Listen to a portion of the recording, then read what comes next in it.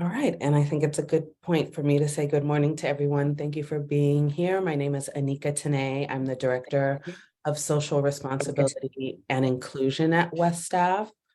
Just want to kindly ask everyone to mute, and we'll talk more about that as we get started. So at West Staff, we always start with a land acknowledgement. With respect, we would like to acknowledge that the lands we occupy today are the traditional homelands of a number of Indigenous nations and peoples. We recognize that we are talking in an online space, but that the places we are physically residing in are also the current and ancestral lands where diverse Indigenous communities have lived, gathered, and healed. We recognize the Indigenous nations as the original stewards of this land and all the relatives within it. As these words of acknowledgement are spoken and heard, the ties nations have to their traditional homelands are renewed and reaffirmed. We recognize Native and Indigenous peoples are an integral part of the community, resilient in responding to and healing from a legacy of violence, displacement, and migration.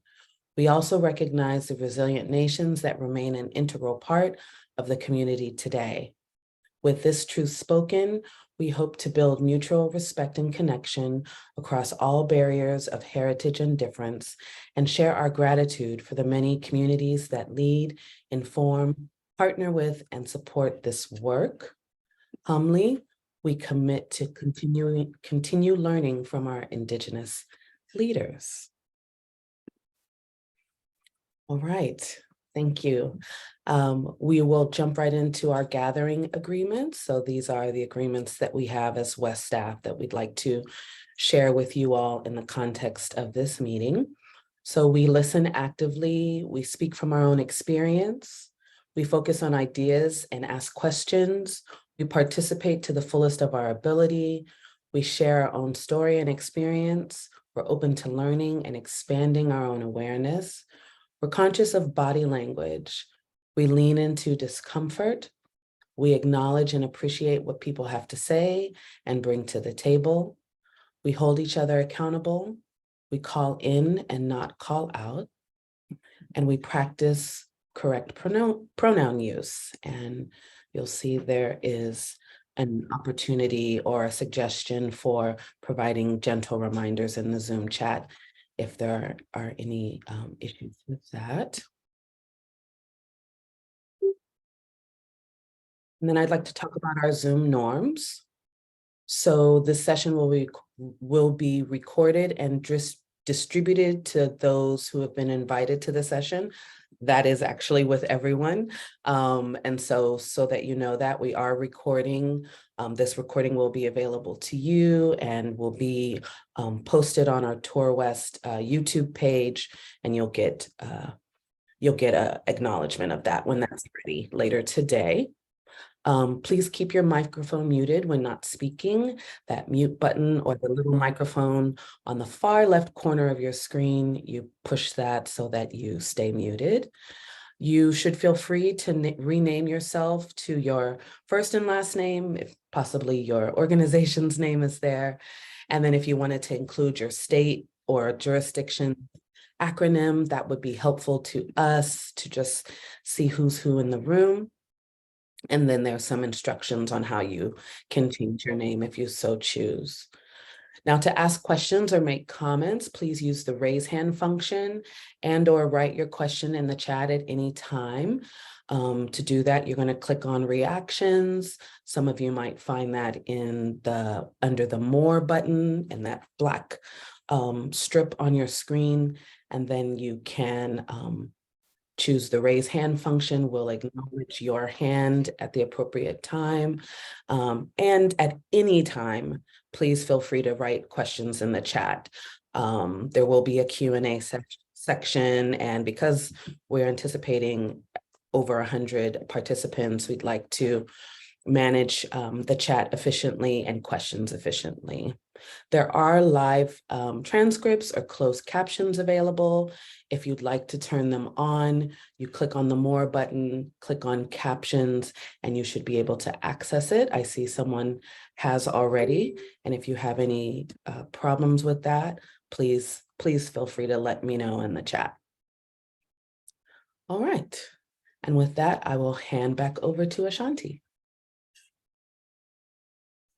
Thank you so much, Anika. And thank you everyone for joining us. Okay. Now, the purpose of this session is to provide information about the 2023 TourWest grant. As many of you may know, the TourWest grant is now open, and we'd like to take this time to address some of the questions, maybe some changes that you may be unfamiliar with. If you've applied for this grant recently, you most likely will know most of this information. But if it's your first time applying, or if it's been a few years since you've applied, there have been some significant changes. And so we just want to make sure that those are addressed.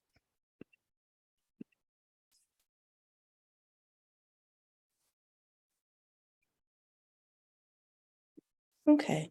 And while we are in the process of providing information, if you can, feel free to, again, share your name, background, and your location in the chat. So first, we'd like to provide a little information about what is WestStaff. WestStaff has provided the TourWest grant for over 20 years. And so we'd like to provide a little more information about the organization. So WestStaff is a regional nonprofit arts organization dedicated to strengthening the financial, organizational, and policy infrastructure in the West. And our jurisdiction covers 13 states along with 3 Pacific jurisdictions, including Alaska, American Samoa, Arizona, California, Colorado, Commonwealth of Northern Mariana Islands, Guam, Hawaii, Idaho, Montana, Nevada, New Mexico, Oregon, Utah, Washington, and Wyoming.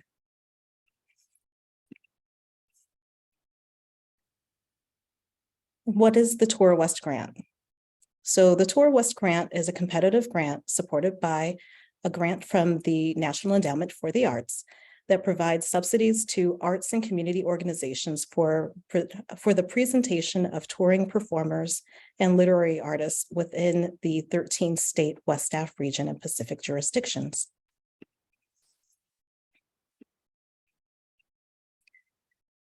Launched in 1994 and provided by the National Endowment for the Arts, the TourWest program sought to help nonprofit presenters bring high-quality performers to underserved communities throughout the region. This tradition continues today in providing increased touring opportunities throughout the West in a diverse range of performing artists and companies, and enhancing audience appreciation for the support of performing arts in underserved communities by encouraging meaningful interaction between visiting artists or companies and communities.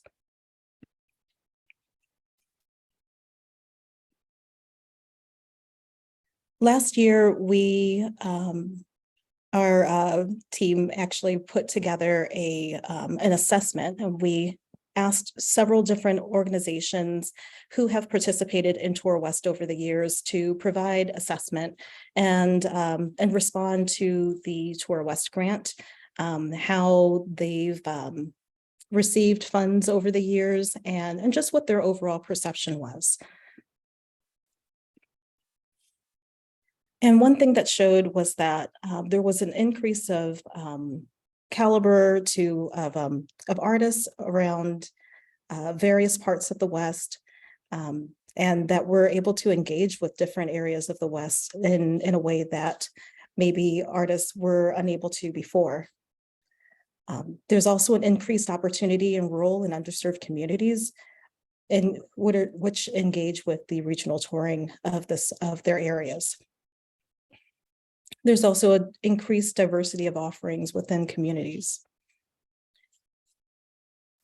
In previous years, we provided the grant as a total amount of $2,500 with the option of organizations to apply twice, up to 2 times. And one of the things that we found was that there's it took a lot of information in order for organizations to apply. And so we really wanted to address some of these challenges that are listed on here.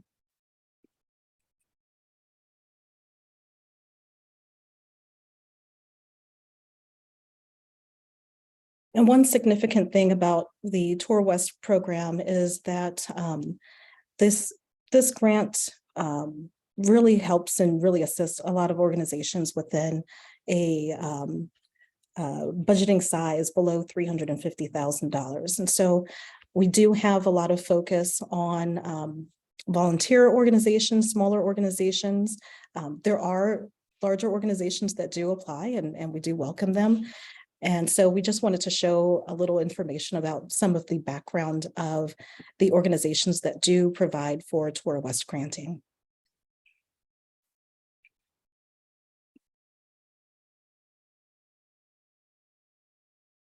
Next is eligibility and guidelines. WestStaff will provide support for regional touring programs. And a regional touring program is defined by WestStaff as programming that presents out-of-state artists and or in-state touring artists traveling at least 50 miles from your venue. WestStaff encourages the inclusion of community and educational outreach as part of the organization's presentation of touring artists. Programming can be in person or virtual according to state guidelines, and that's regarding any kind of COVID restrictions and anything that really involves accessibility for different organizations and in different spaces.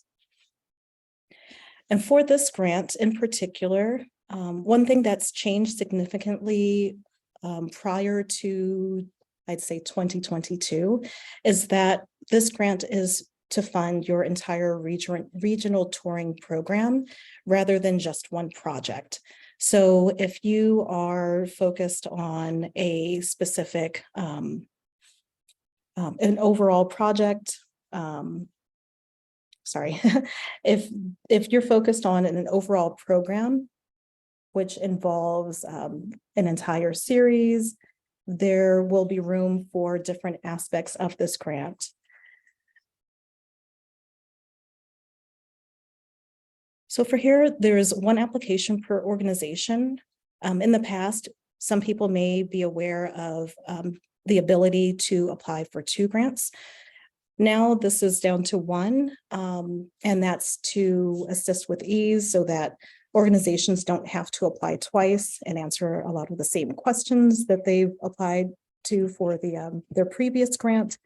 And so there's 1 application, and it's again available for the 13 states and 13 Western states and Pacific jurisdictions.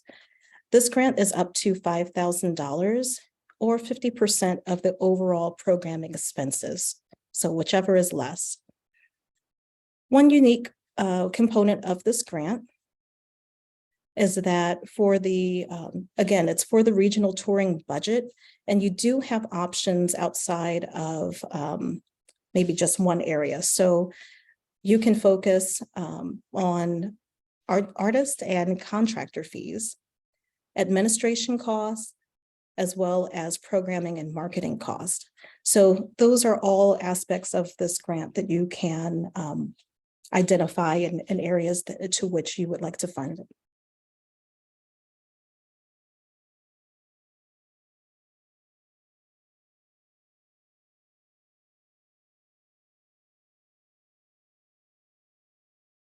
For the eligibility guidelines, this is a 1-to-1 match.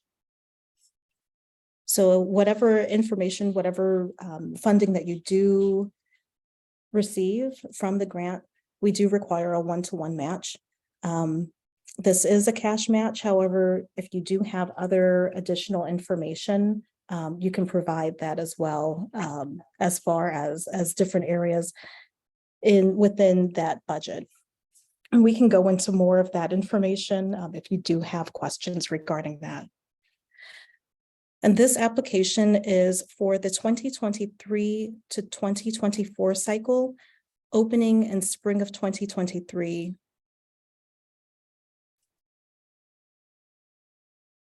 Organizations also must provide previous, current, and projected program seasons.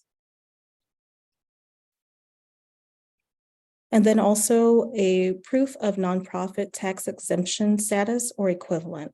Unfortunately, for this grant, we are unable to fund organizations who have a fiscal sponsor.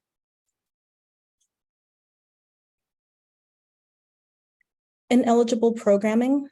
So performances that already receive federal funding from the NEA, and this is for this particular grant.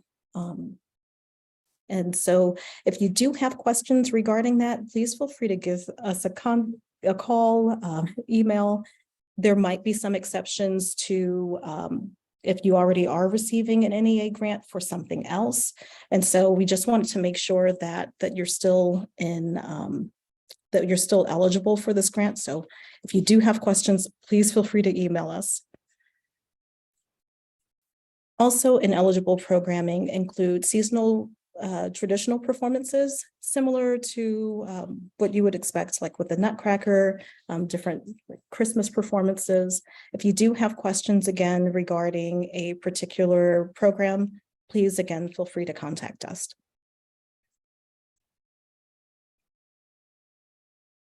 Also, university conferences, that's ineligible. Magic, stand-up, improv, comedy, and acrobatic performances are also ineligible.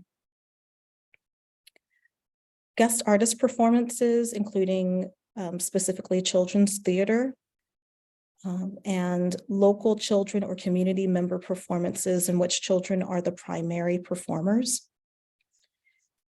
And salaries and contracts just for general fundraising. And again, unfortunately, this grant does not cover fiscally sponsored organizations.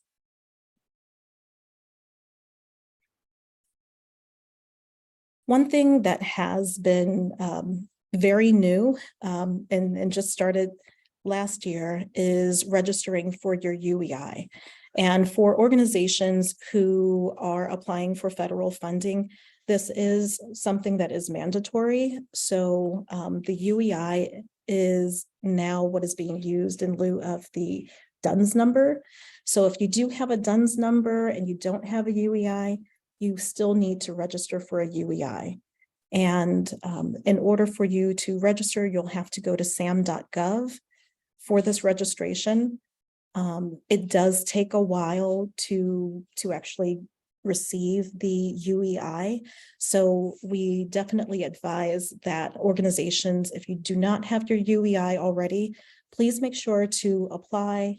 If you do have questions or if you do have any issues, please feel free to just keep us in communication and let us know if you're having issues, just to make sure that your award and your chances of being accepted into the grant are not impacted from the issue with the UEI.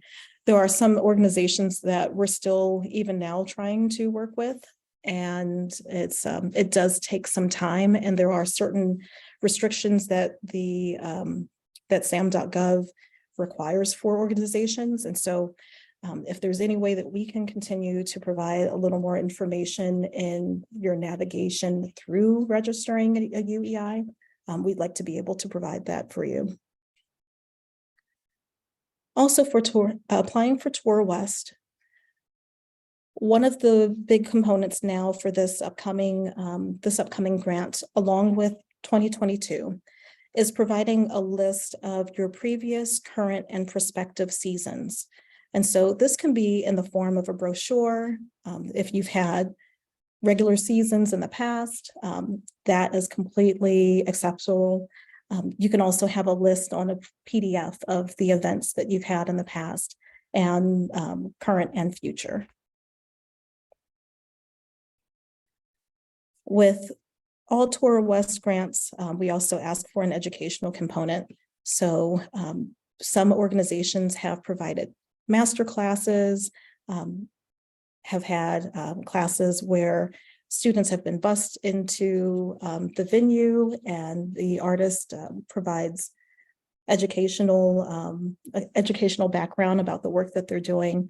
So however you would like to share with that show that educational component, that is something that definitely is something that is very important for the TourWest grant.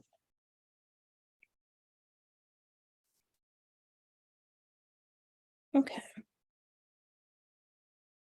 And here's a little more information regarding the UEI, and it stands for Unique Entity Identifier, and that is, again, required for all federal grants. And that has been as of April 4th, 2022.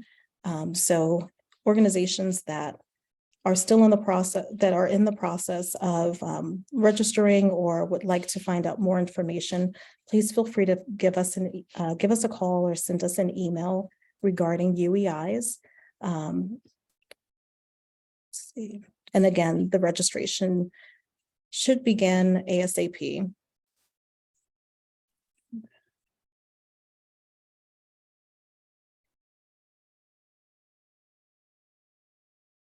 So part of TourWest, we do have a review of criteria, and these are the specific areas in which we review TourWest grants once received.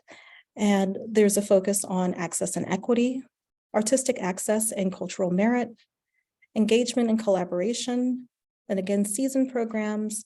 And we do ask that if you already have signed up or have been a recipient of a TourWest 2022 grant, that you do provide that final report as soon as possible. We do know that several organizations are still in the process of their seasons, and so if you do have that time, do not be alarmed, but we do require that organizations have the final report once everything has been concluded with the application for the 2023 grant.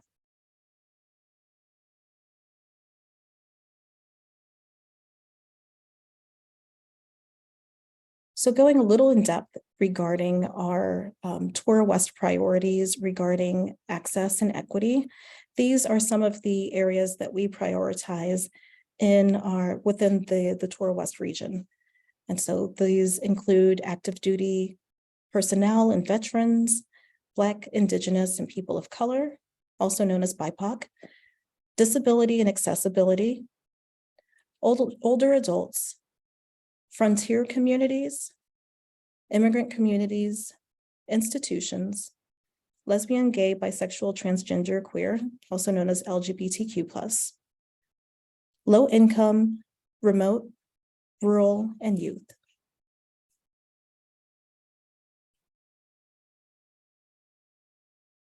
So in regards to artistic access and cultural merit, there's a number of ways in which you can express and provide more information regarding how your organization highlights this area. And these are some of the questions that we'll ask, certain things that you might really want to think about when prior to applying for the TourWest grant. Really expressing how the artist was selected. Is it from your community committee? Is this something that your community has been asking for? Has it been at a juried showcase? There's a lot of juried showcases throughout the Western states and beyond, where organizations have the opportunity of selecting different artists. Explaining why this artist may be may be worthy of public funding. How the performer and performers view their work relate, how do the performers or their work relate to your target underserved communities? And what is the relevance and potential impact that the artist will have on your community?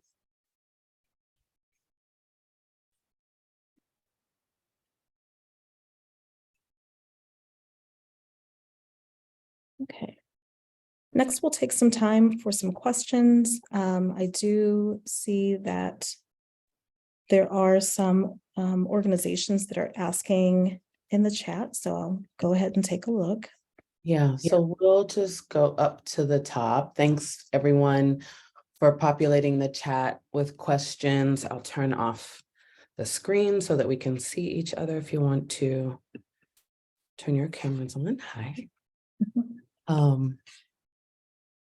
So the start of the questions, the first question from Maritza, I believe this is the first one.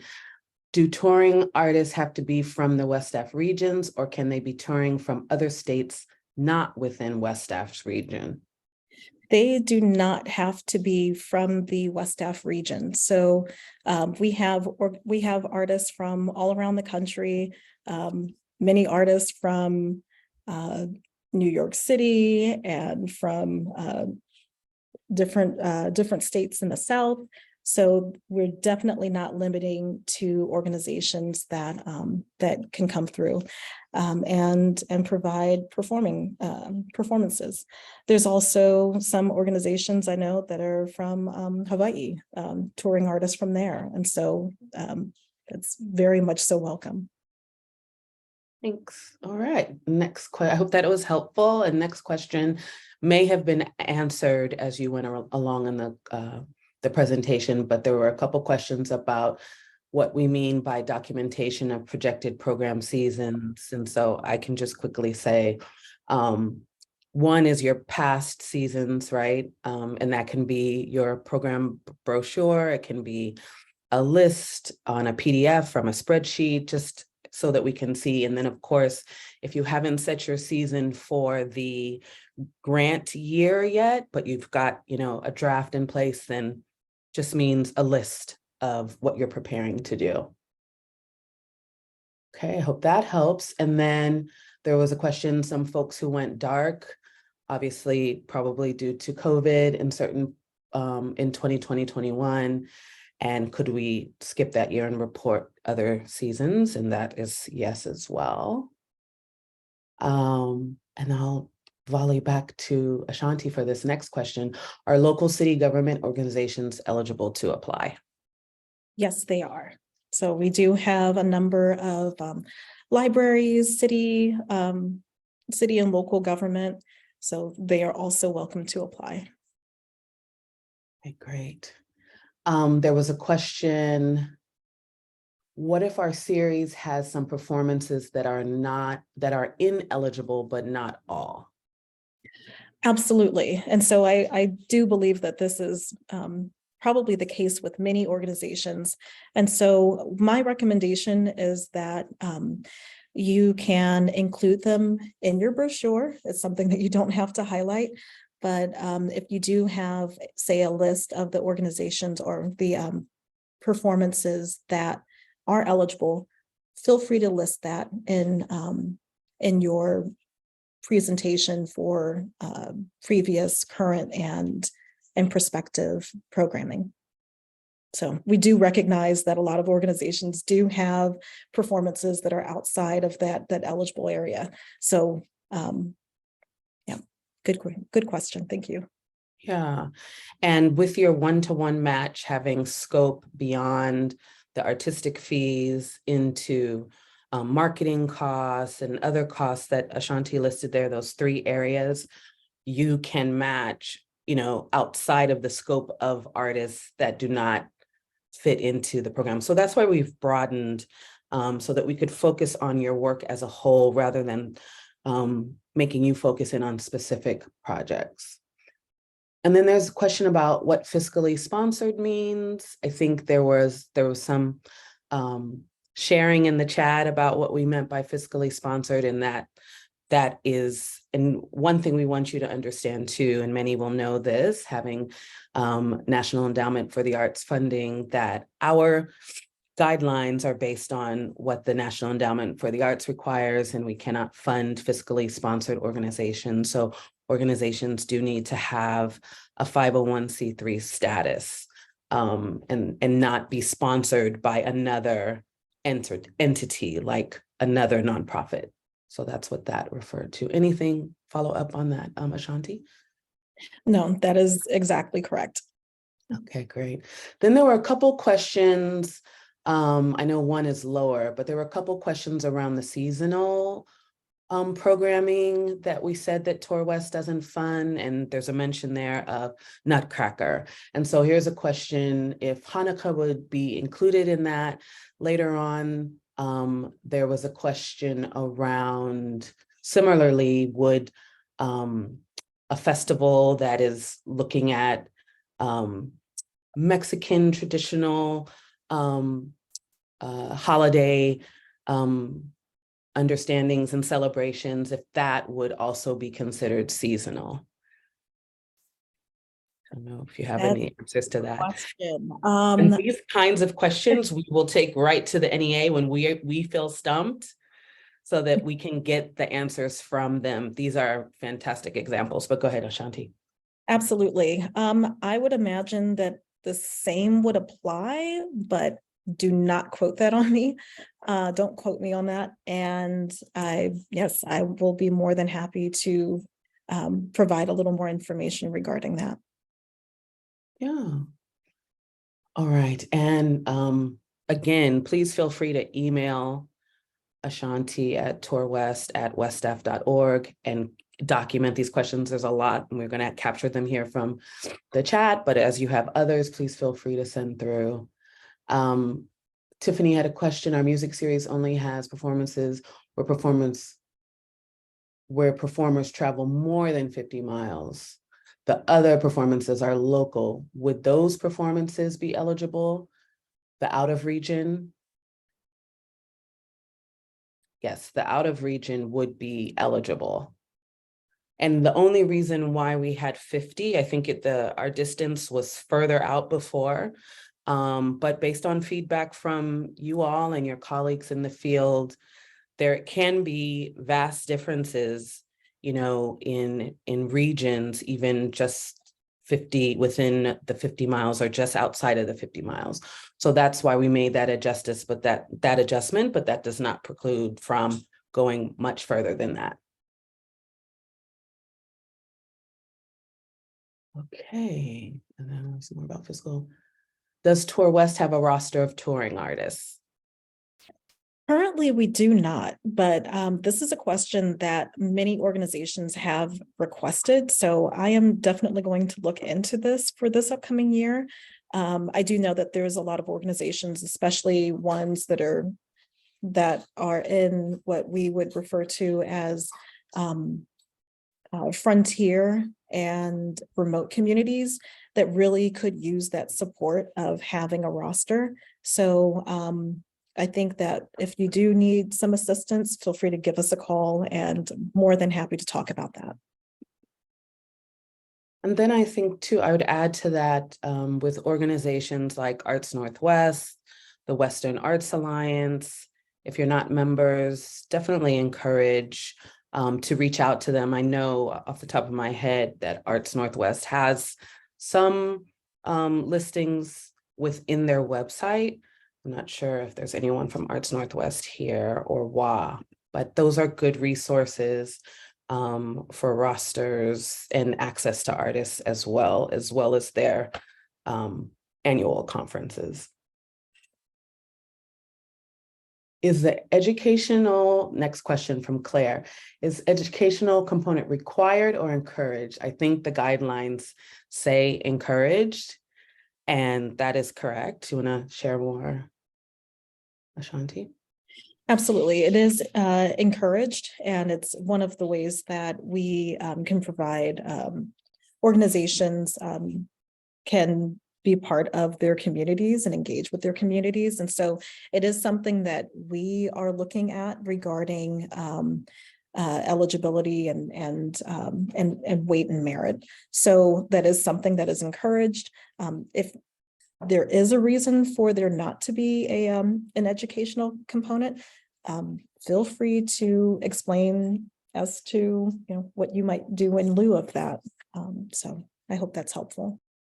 Yeah, and some of you have applied in the past and know that educational component was a requirement. And one of the things that we found in the study last year was how the educational component really presented some financial challenges for a lot of folks. And so we heard that. We want to transform from being this transactional requirement kind of relationship with you all into a relationship that's informed by what you're experiencing on the ground. We know many of you have strong commitments to young people. And so, and that partnerships and education is part and parcel of what you do. We'd rather hear about it, allow you to tell us the story of it, than require you to have a huge program.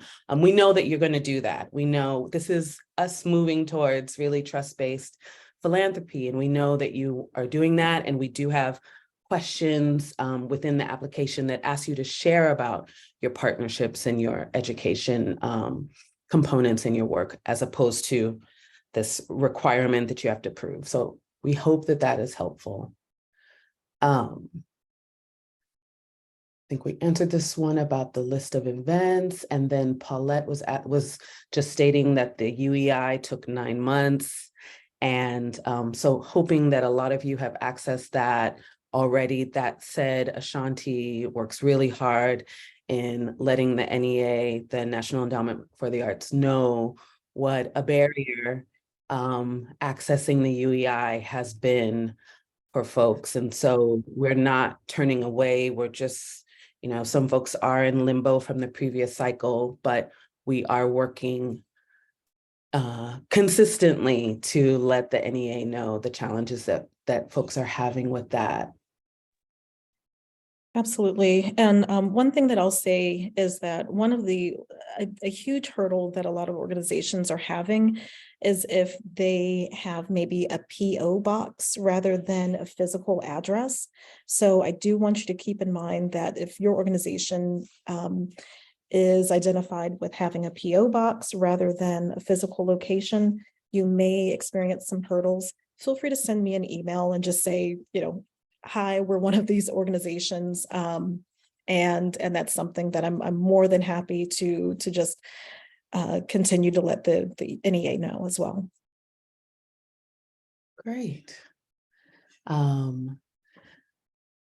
See, Donna had a question. Can a request be for a specific touring artist performance when the organization's regular programming does not necessarily feature touring artists? That's a really good question, and I'm not quite sure. That's something that I'd be willing to learn a little more about and see what the possibilities are. And I'm also trying to just make sure that we understand that if you're talking about your organization, Donna, that you don't typically feature touring artists, but you're going to have a specific touring artist. Okay, thanks for that thumbs up.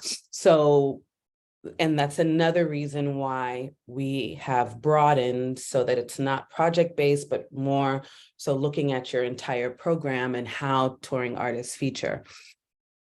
Now, what I would say is that because you are having a touring artist, you're obviously welcome to apply. Currently, this is, a touring artist, a grant setup. And that said, I would think as reviewers are reviewing your application, when they weight it against others who maybe have many touring artists, that may show up, not necessarily in whether or not you're funded, it may show up in the amount that they might, recommend because of the weight of the touring. I hope that helps. But I'm just really kind of imagining putting myself when I'm a panelist. That's kind of what I would think about that. Thanks for that question, because I'm sure others have that. And then there was the question about so this is the question I was speaking about, Ashanti, is mariachi Christmas with band and folklorico troupe covering traditions from regions of Mexico count as seasonal? So again, yeah, that was I don't have a definitive answer, and so I'm more than happy to find out more. Yep. absolutely. What date Deanna wants to know what date are 2023 grants determinations being made? So when will we announce? We should have an update in July. I'd say late July, probably around August. So that's the date that we're looking towards. And of course, it's hard to be completely definitive when we don't see the volume quite yet of applications. So that's our time frame, and we hope that works with your schedule for now. As there's updates, of course, you'll find out. There's a question, what does artistic access mean? I think you were literally going to that slide when Claire put that question, but I just want to make sure on that. I think it was the artist access and cultural merit. Absolutely.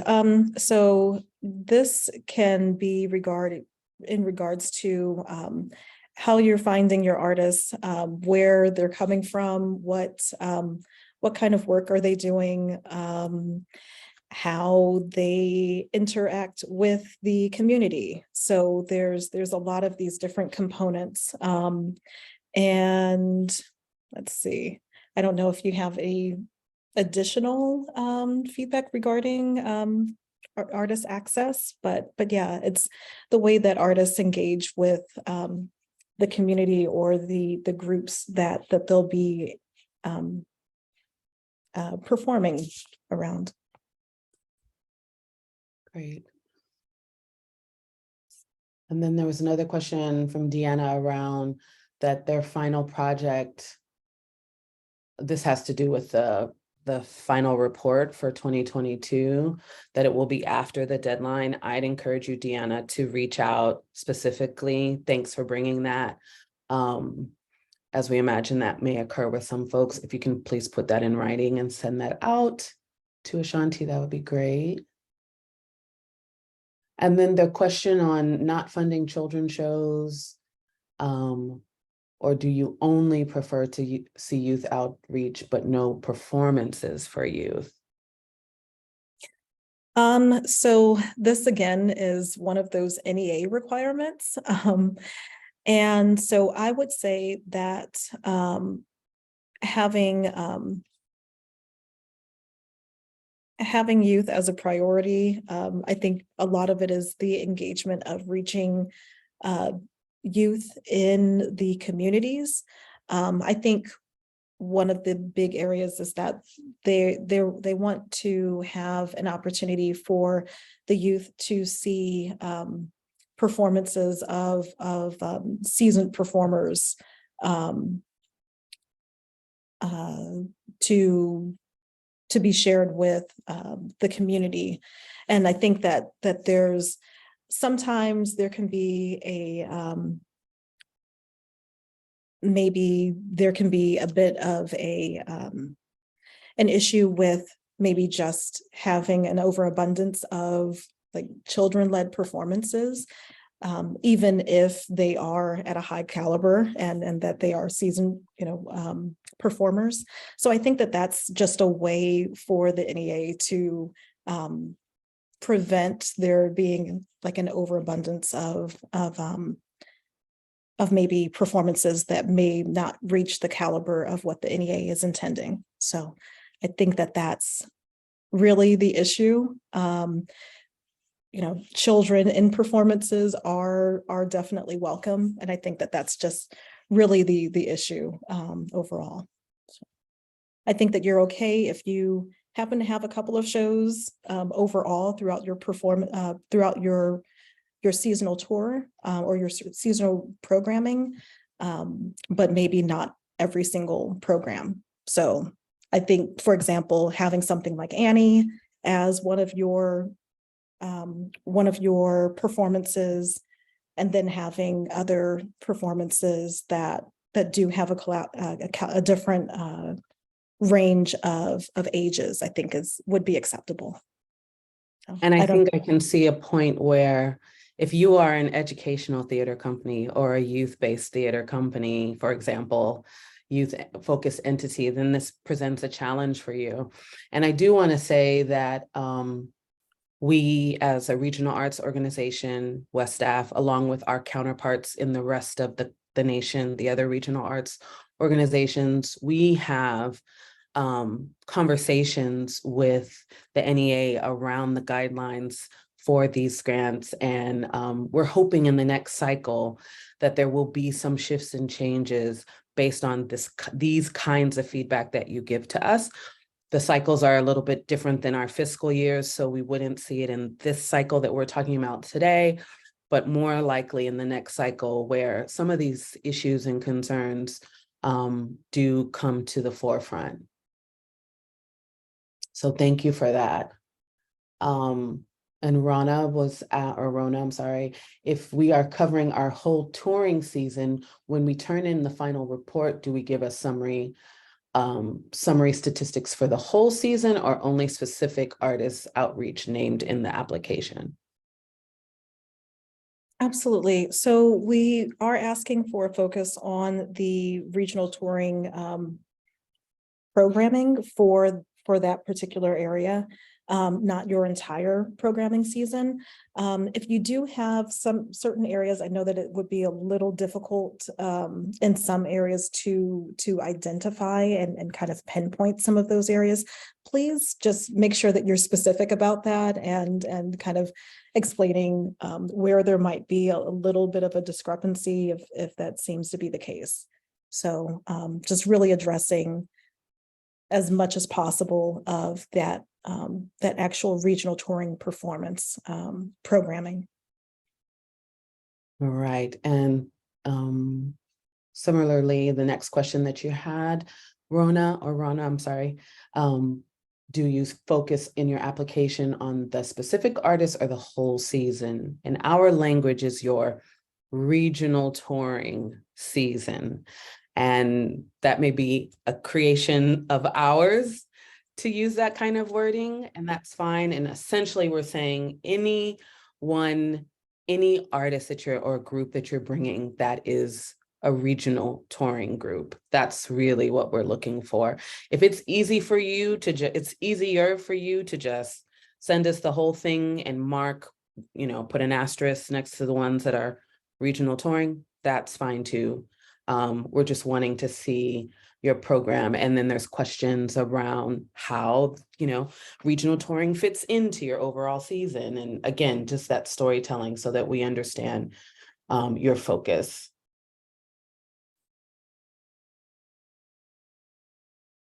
And then there's a question just for review. Could you please bullet point the main differences between last round and this round? Last round, meaning 2022. 2022. For 2022, there really isn't any difference, but we did want to make sure that organizations have this highlighted that we did specify regarding regional programming tour versus individual artists. I think that was one area that I don't think that we may have reflected or really emphasized that much with our applicants before. And we definitely gave some leeway to allow them to continue applying in that manner. So we just really want to make sure that that it doesn't have to be specifically for one project, because sometimes organizations have contacted us and said, hey, we had this one program or this one project that actually dropped out. What can we do? And so we don't want you to feel like you have to be in that space this year.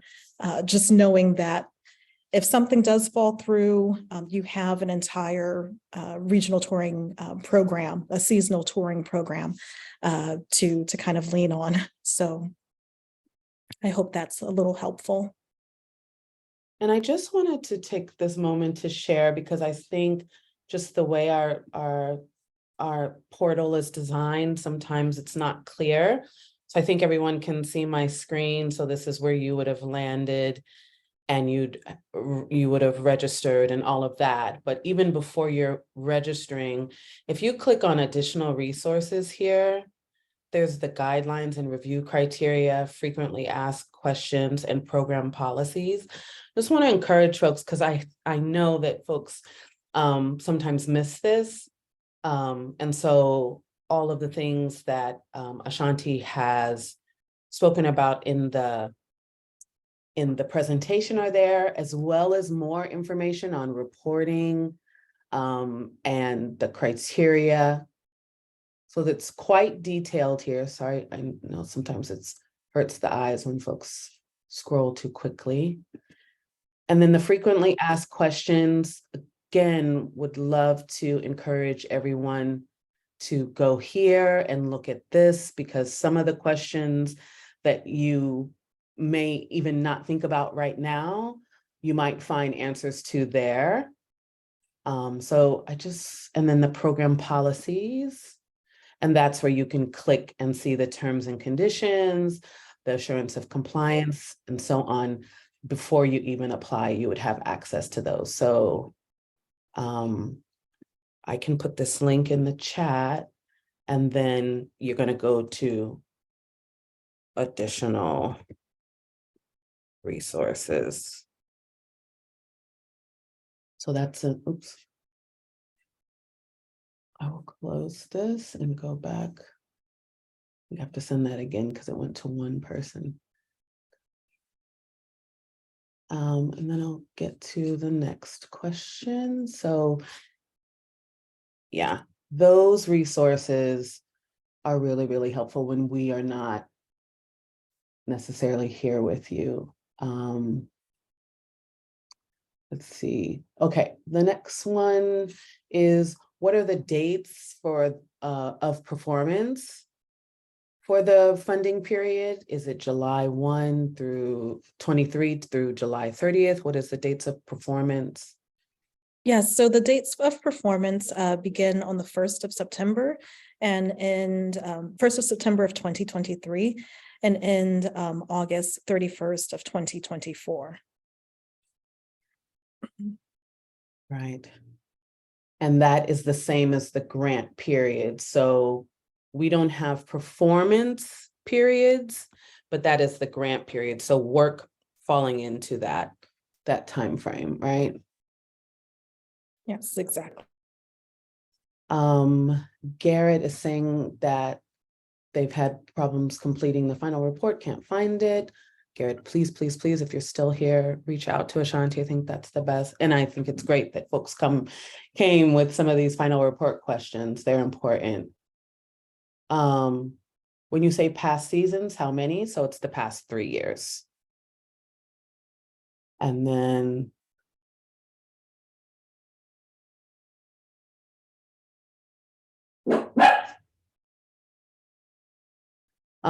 so then Millie was asking a question around the UEI. The UEI person, when Millie phoned, said that it would take 3 to 5 days. And then of course, someone mentioned 9 months. Does it differ that drastically? Is such a hard question. I think our hope is that they're getting better at it and getting through the queue a lot faster now. I don't know that they really understood what they were getting into when they changed this. So yeah, so hopefully it's happening faster now. And if you get yours really quickly and things like that, or have any tricks or anything that you learn along the way, please feel free again to share with us so that we can share with others. And then Melissa Ashanti wanted to know what we meant by a one-to-one match. Absolutely. So the one-to-one match, say if you receive a grant for $4,000, your organization would need to be able to provide another $4,000 and really in a variety of different ways to provide that match, to say that TourWest is providing this money, we can show that we're providing a one-to-one match ourselves as well. So having that, being your organization has that $4,000 also to just show that there is some kind of investment. Pardon me, I'm still trying to get over this cough. Okay, I think that hopefully that's helpful. Okay. So and then Jessica says, is that a change from years past with the 501? I think Jessica means the 501c3, and it's always been that you have to have a 501c3, that there's not fiscal sponsorship. Okay. When is spring? When will the grant be available? So I think we've talked about that. The Absolutely. deadline to apply is May 18th, and looking at late July, beginning of August for notifications. Okay, sorry, I just want to clarify. So the TourWest grant is open. So it's been open for a little over a week. And this is one of the reasons why we wanted to do this webinar fairly early, is to, if organizations have had a chance to kind of take a look and had questions, that they could address that. And that we could also catch any any issues or any questions in advance. Okay. Does tour mean that the artists we present must have more than one performance on the West Coast? No, not at all. And this is where on the on our portal it says West Staff defines regional touring. Well, I'll just drop it in the chat so that folks can have access to that language. And when is the grant due? That's May 18th? It's May 28th. Oh, May 28th. Okay, so I think this page needs to be updated in the portal. There's Okay. some things there. Is Q&A or talk back with cast and crew considered an educational component? Unfortunately, it is not. It is something that organizations do provide. You know, if you're, I will say that if there is a maybe a more in-depth component that allows or has a Q&A, that's welcome, but specifically just a Q&A is not enough for like an actual educational component.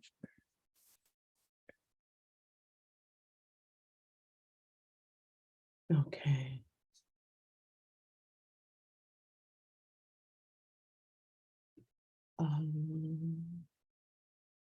Could we just supply proof of application for a UEI? Oh, I think that anything when it comes to, like, for us, that you show that you're doing the work and that you're, you know, contacting sam.gov, that's something that we're willing to work with. Unfortunately, since it is an NEA and federally provided grant, we do have to have that UEI. And so that has been a barrier. It's continued to be a barrier. But it's one of those things that we're definitely willing to continue to work with you on your behalf as well. Okay.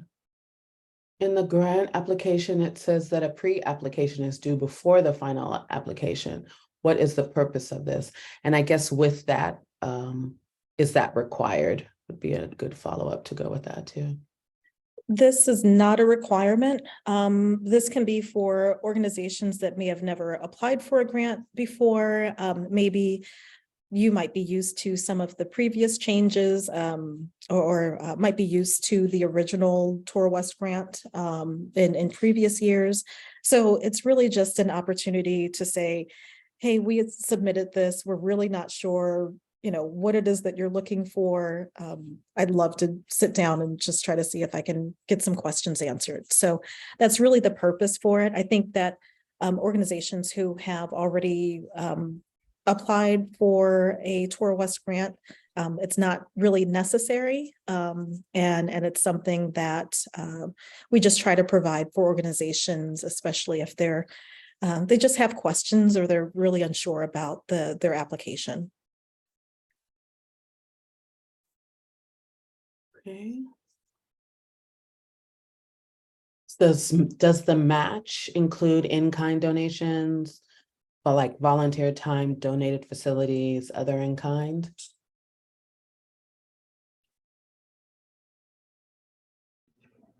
I will need to double check with that, but I do believe that it is a cash match for this. There are other components that we can provide other matching, but for the baseline of the actual grant that you receive, we are looking for a cash match. And I just want to share with you the terms and conditions, and these may be the terms and conditions from last year. But you'll see on page 2, I'm going to drop it in the chat, that there's a whole section on award amount and match requirements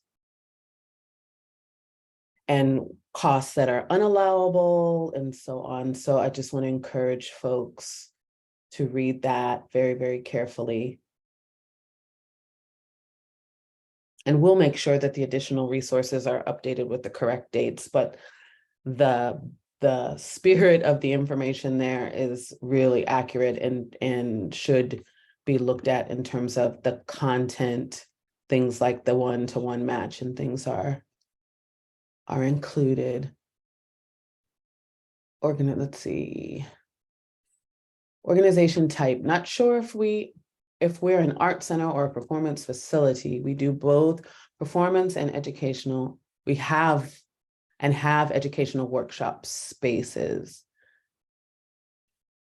An art center or performance facility. I'm not sure if Marlene's asking this to see if an art center or a performance facility can be covered, but I think if you've got that nonprofit 501c3 status, then that would be your defining factor. Absolutely. Let's see, I did want to highlight one question. Does WestF fund organizations in the same city, meaning one is funded, the other one is most likely not? That's not necessarily the case. And I think that if you can provide information as to maybe why your organization is doing something that is impactful for a specific group or just a community, that's especially within our priority list, I think that that's something that will still give some weight to whether or not your organization is funded. We've had organizations that have received funding from other spaces. I will say that there might be some weight regarding that if there's maybe, say, a cluster of organizations that might be funded in a specific area. We will definitely take a look at the concentration of organizations being funded in a specific area, but it doesn't necessarily say that that it won't be the case. But my recommendation is to really make sure that you're expressing our priorities of reaching different organizations and different communities. Okay. Thanks for that. I think that we're caught up. Anne said it took them a week to get their UEI. I think it's worth mentioning that, right, some of the challenges have been for folks that are volunteer-based organizations, perhaps don't have a physical, home. And so I think that's where there has been some problems. And then Absolutely. there was oh, go ahead, sorry. Oh, sorry. I saw regarding submitting work samples. We don't require work samples. That's something that was something that um, prior to 2022 was a requirement. We knew that it was for various reasons difficult to provide work samples, and especially being able to gauge them and to review them, as well as even organizations' ability to upload them. So we believe the work that you're doing. If you have a website and information and background regarding your organization, there's a lot of content that's out there that we can see, in addition to just as opposed to just simply having work samples. So hoping that that's a little helpful. And we can also provide the slides to this presentation and recording. Absolutely. I think that's all of the questions. Is there anyone who had another question? Maybe it wasn't covered. You want to raise your virtual hand or anything? Just scanning the 2 pages here.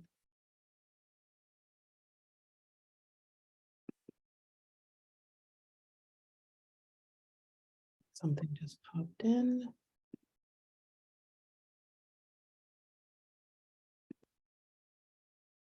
How many grants do we normally give out? And do we have a cap of funds to distribute? We technically have a cap, but I'd say that there's a large amount of funding, or reasonable amount of funding that we distribute. In fact, we're trying to find ways to continue to spread the word about TourWest, because we still do have funding that we'd like to be able to make sure that it's available to as many people as possible. And I'd say on average, we've given out between, I'd say around roughly 200, 250 grants. And that's something that there's a possibility of increasing that. So I will say that this grant, I think for the most part, while it is competitive, there's opportunity for many organizations to receive the funding. So as long as you stick by the guidelines, I do feel like there's high likelihood of being funded. Now, when you're asking about being funded in the full amount, that does vary. So just please keep that in mind. Yeah, and I'm happy to just share our funding recommendations from last year. So our process is, after we receive all the panel's recommendations, we also then do a review as West staff for eligibility. So we will have done a pre-eligibility check. Grants will be reviewed. We'll do a final scrub just to make sure eligibility is still there. And then we'll look at the geographic spread. We'll look at the amounts. And last year we funded, I think it was, let's just go to the screen. You can see this. Okay, can you see are you all seeing the pie chart, Ashanti? Yes. Okay, so this was the funding that we recommended last year based on the applications we received, and these were all funded, but this gives you kind of a spread.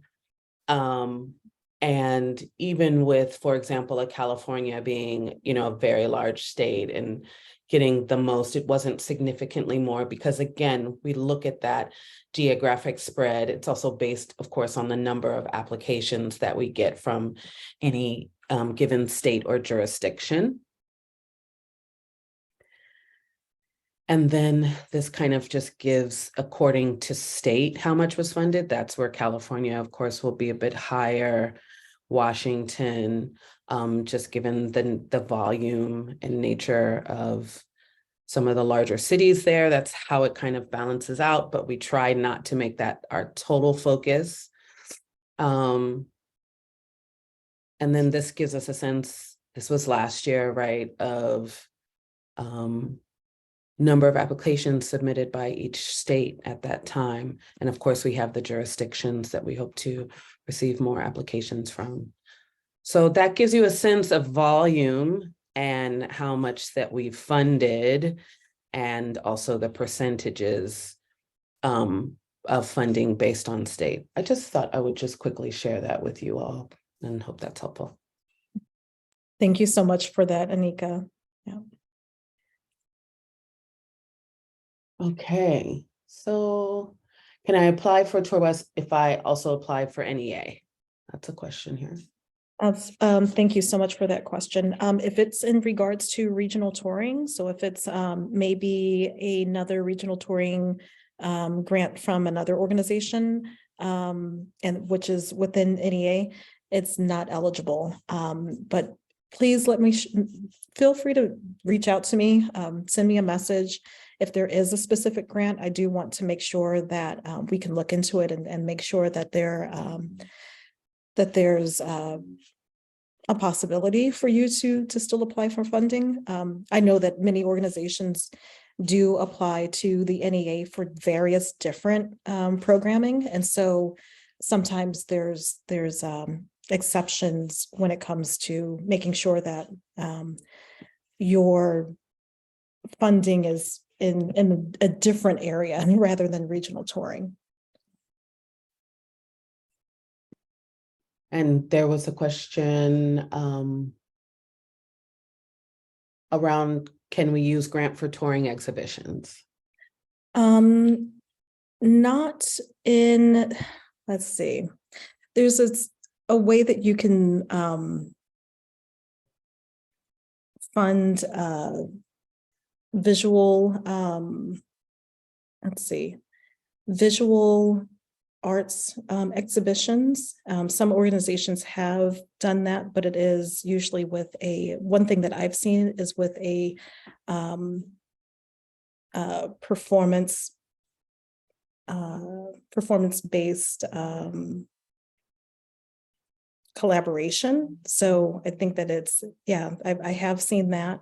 This isn't really specifically for just an exhibition. Really a lot of that information, a lot of that component really comes into literary performances or performing artists. So if you do have some questions and there might be an exception, I'm more than happy to talk and find out a little more information. So I don't want to just flat out just deny it, but yeah, so feel free to message me. Right, so that's sounding like some interdisciplinary approach. And just want to reiterate to please feel free to reach out to Ashanti.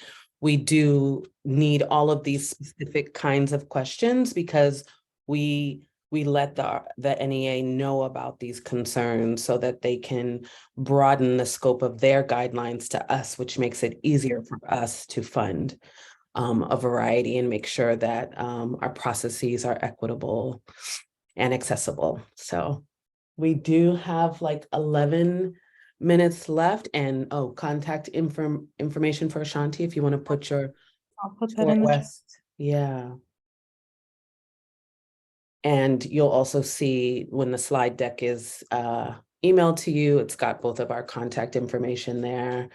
Oh, there. I'm loving how we've already shaped a network and you all are helping each other with the Federal Desk Service Desk. I've used that before too for other stuff and it was very helpful. So if you want to grab that, someone has dropped in the, Dan, thank you, has dropped in the chat, the Federal Service Desk phone number. That's helpful. And yeah, I don't know if there's anything else from you, Ashanti, or any next steps. No, I think for the most part is just really making sure that you know, you get that UEI set up, provide your your previous, current, and prospective seasons, and just make sure that you get it in within the deadline of May 28th. That's pretty much it. Feel free to give us a call, and thank you so much for spending time with us and learning more about the TourWest grant. Thank you all. Have a great day. Thank you.